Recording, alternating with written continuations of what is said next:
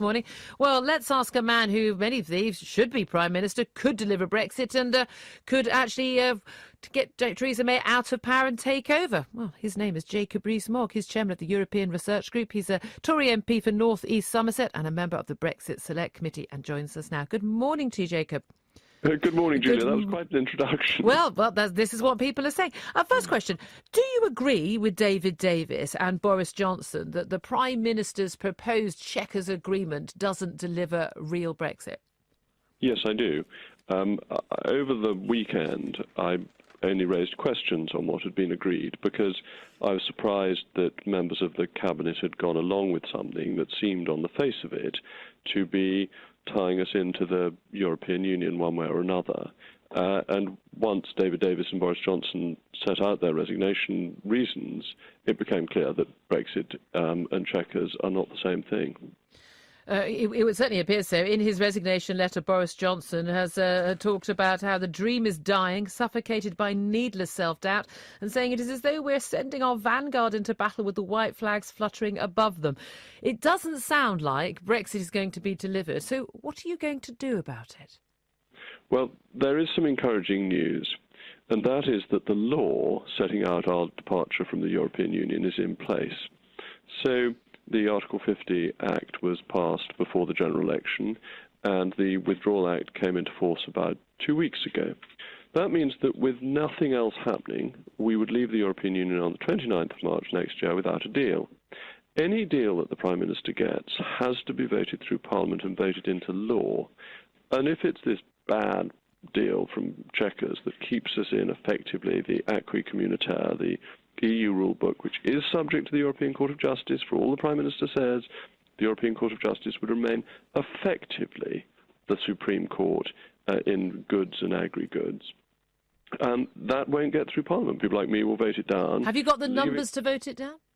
Well, it depends what the opposition does.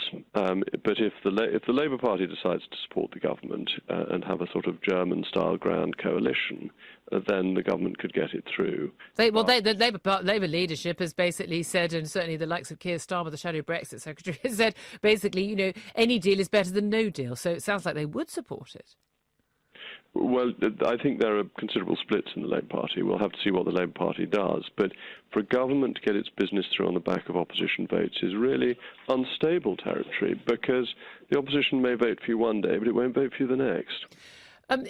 Given that the Prime Minister is saying one thing, and Michael Gove, another leading Brexiteer, the Environment Secretary, agrees with her and saying, yeah, look, this Brexit deal that we're offering, again, it's not a deal we've got with the EU. No one's bothered to actually, officially send it to the EU yet. We don't know what they're going to make of it. But even the new Brexit Secretary, Dominic Raab, again, another staunch Eurosceptic, is backing up to this deal. Is this a matter of interpretation when the likes of David Davis, Boris Johnson, yourself and others who say that this isn't Brexit in real life and this is Brexit in name only? Is it a matter of interpretation, or are either you or they lying to the British people? I think you need to look at the nuance of what Michael Gove is saying. He said that he doesn't think the deal is everything that he hoped for. The reason he's accepted it is that he thinks that we can leave in law and then improve on the situation afterwards.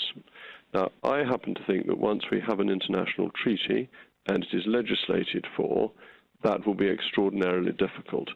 So I don't think any Eurosceptic is saying this is a perfect deal. I think you'll find the Eurosceptics who've remained in the Cabinet are saying, well, they can live with this in the expectation of being able to get something better afterwards. In my view, the prospect of getting something better afterwards is unrealistic. And in terms of the Eurosceptics who you represent, the European Research Group, is it, dozens and dozens of those MPs turned up for a meeting with you last night after the 1922 committee meeting with the Prime Minister. Many are very angry, very upset with the Prime Minister. A number of those ERG members said to me over the weekend they were going to be writing to the chair of the 1922 committee, Sir Graham Brady, to basically say a vote of no confidence in the Prime Minister. We don't know how many letters he has. We won't know until he has 48. Do you know how many have written letters of no confidence in the Prime Minister? No, I don't. I have no idea. I have no better idea than anybody else. And Sir Graham Brady's made it very clear that he will not give anybody any indication of how many letters he's received. He views it as a confidential matter unless and until he gets 48, at which point he has to announce it. You've said that you would not support a vote of no confidence. In the event of a vote of confidence in the leadership of the Prime Minister, you would vote to support her. Why? Well, what I said was that in a vote of confidence in the House of Commons, I would support the Prime Minister. That's because I don't want to have a general election. There isn't a vote of confidence in either case at the moment, but I don't think many people want to have another election. We've only had one a year ago, and a vote of confidence in the House of Commons under the Fixed Term Parliament Act potentially automatically precipitates a general election unless another government can be formed involving other people. So that's the vote of confidence that I would support the Conservative Party. Are you putting party before country at this point? I don't think so. I don't quite follow that question. Well, if the country's voted for Brexit and this government isn't going to deliver Brexit, as if the Brexit Secretary and the Foreign Secretary don't think this is delivering Brexit, it's a fairly good indicator. A lot of Eurosceptic MPs don't believe this is going to be a real Brexit. At that point, would it not be better to bring down the government, certainly bring down Theresa May, to try and have a chance of her Prime Minister, maybe yourself, who could deliver Brexit? I think the problem with that hypothesis is that the government in waiting is led by Jeremy Corbyn, and I don't think Jeremy Corbyn... At least he's a Eurosceptic. I don't think Jeremy Corbyn, considering the Labour Party, I accept that Jeremy Corbyn is personally a Eurosceptic, but his party isn't. And I think the idea that the Labour Party in office would deliver a better Brexit even than the failure of Chequers is unrealistic. So no, it's not putting party before country. It's trying to get the best outcome, a proper, clean Brexit that delivers on what was promised to the voters. You mentioned the mood at the European Research Group meeting, and the greatest sense was one of sadness, really, that the Prime Minister had promised to do things and that in Chequers had run away from those promises, that all those statements, Brexit will mean Brexit, we're not going to be half in, half out, all the things that she had said before seemed to be swept away by giving in to pressure from the European Union not to have a proper Brexit. Yesterday, Nigel Farage, the former leader of UKIP, now of course just a UKIP MEP, he has talked about going back into politics full strength himself. But he also, speaking to James Whale, my colleague here on Talk Radio, had a little word to say about who he thinks should be leading the Tory party. Have a little listen. I think the one man who maybe could just catch the imagination of the public because of his absolute sincerity and honesty is Jacob Rees-Mogg. Really? Yes, really. James, he's honest. He's honest. He's straight with And people. would you work under him then as a Tory? Well, I don't listen. We're miles away from that. Well, that's what Nigel Farage had to say. Jacob Rees-Mogg, you've got Nigel Farage's vote. Are you ever going to be leader of the Conservative Party? I'm a backbench MP since Stanley Baldwin became leader, the Conservative Party, when in office, has always chosen a former Home, Foreign or Secretary or Chancellor to be Prime Minister. Now, I know the numbers of these great offices are increasing in terms of former holders with all the resignations that are going on, but that is the pool from which historically the Conservative Party draws, not from obscure backbench MPs.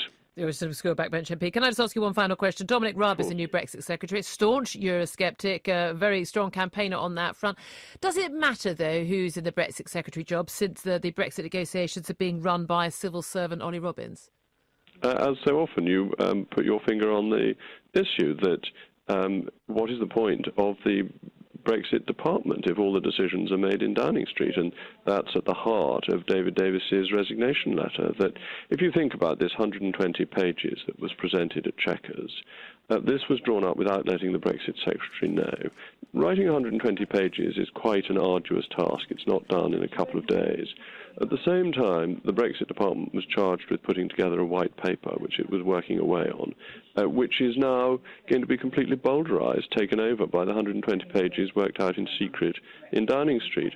And this is an impossible position for anybody to work under if your boss is undermining your role and keeping things hidden from you. It's deeply unsatisfactory. Should Dominic Raab have taken that job? Dominic is a very able man and very popular within the Conservative Party. I think he might have wanted to demand that he took charge of the negotiations in a proper constitutional manner rather than them being done by the backroom boys of Downing Street. Jacob Rees Mogg, thank you very much indeed, Tory